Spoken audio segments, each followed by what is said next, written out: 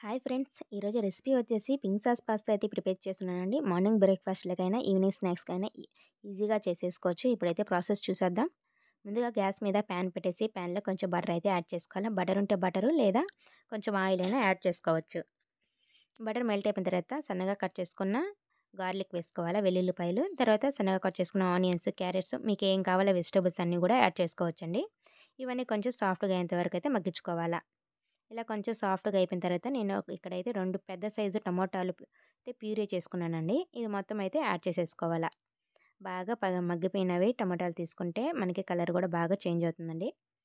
ఇవన్నీ కూడా బాగా ఫ్రై చేసేసుకొని పచ్చి వాసన పోయేంత వరకు ఇప్పుడైతే రుచికి సరిపడా ఉప్పు, ఒక పావు స్పూన్ పెప్పర్ పౌడరు, ఒక పావు స్పూన్ వచ్చి చిల్లీ ఫ్లేక్స్ ఉంటే ఆరిగానో కూడా వేసుకొని మొత్తం అయితే బాగా కలుపుకొని పచ్చి వాసన పోయేంత వరకు అయితే మనము ఫ్రై చేసేసుకోవాలి. ఈ ప్యాన్ అయితే ఇప్పుడైతే పక్కన పెట్టేద్దాం. సాస్ అయితే రెడ్ సాస్ అయితే మనకి రెడీ అయిపోయింది.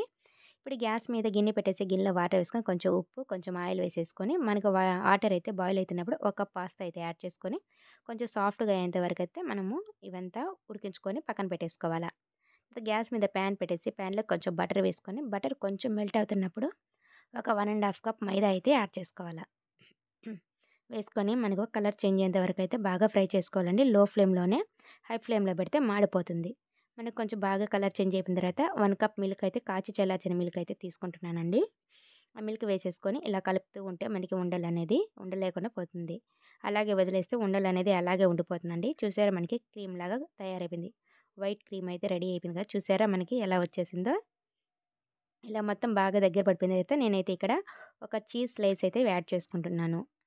మీరు ఇక్కడైనా యాడ్ చేసుకోవచ్చు. లేదా లాస్ట్‌లో మొత్తం ప్రాసెస్ మొత్తం అయిపోయిన తర్వాత లాస్ట్‌లో అయినా యాడ్ చేసుకోవచ్చండి. ఇక్కడేస్తే మొత్తం బాగా కలిసిపోయి మనకి వైట్ సాస్ అయితే మనకి రెడీ అయిపోతుంది. చూసారా ఎంత క్రీమీగా ఉందో? మొత్తం అయితే బాగా కలుపుకొని చీజ్ కూడా బాగా మెల్ట్ అయిపోయింది కదా మనకిప్పుడు. మనం ముందుగా ప్రిపేర్ చేసుకున్నాం కదా రెడ్ సాసు అది మొత్తం కూడా యాడ్ చేసేయాలండి. దీంట్లోనే వేసేసి మొత్తం అయితే బాగా కలుపుకోవాలి. మొత్తము బాగా కలిసేలాగా. ఇక్కడేంది మీరు పింక్ సాస్ పాస్తా అన్నారు కదా! కానీ ఇలా చూస్తే ఇక్కడ రెడ్ సాస్‌గా ఉంది. పింక్ సాస్ పాస్తా అనే అంటామండి. అయితే మనకి కలర్ అనేది అది రాదు. ముందుగా మనం ఉడికించి పెట్టుకున్నాం కదా! పాస్తా కూడా యాడ్ చేసేసి మొత్తం అయితే బాగా కలుపుకోవాలా. ఇలా మొత్తం అయితే బాగా కలుపుకొని మొత్తం బాగా కలిసేలాగా ఈ వైట్ క్రీము, రెడ్ సాసు, ఈ పాస్తా మొత్తం బాగా కలిసేలాగా కలుపుకోవాలి. కొంచెం వాటర్ కూడా యాడ్ చేసుకోవాలండి. మరి గట్టిగా లేకుండా మనకి జ్యూసీగా ఉంటే పైన కొంచెం కొత్తిమీర వేసేసి దించేయడమే. మన ఛానల్‌ని ఎవరైనా ఫస్ట్ టైమ్ చూస్తుంటే సబ్స్క్రైబ్ చేసుకోండి ఫ్రెండ్స్.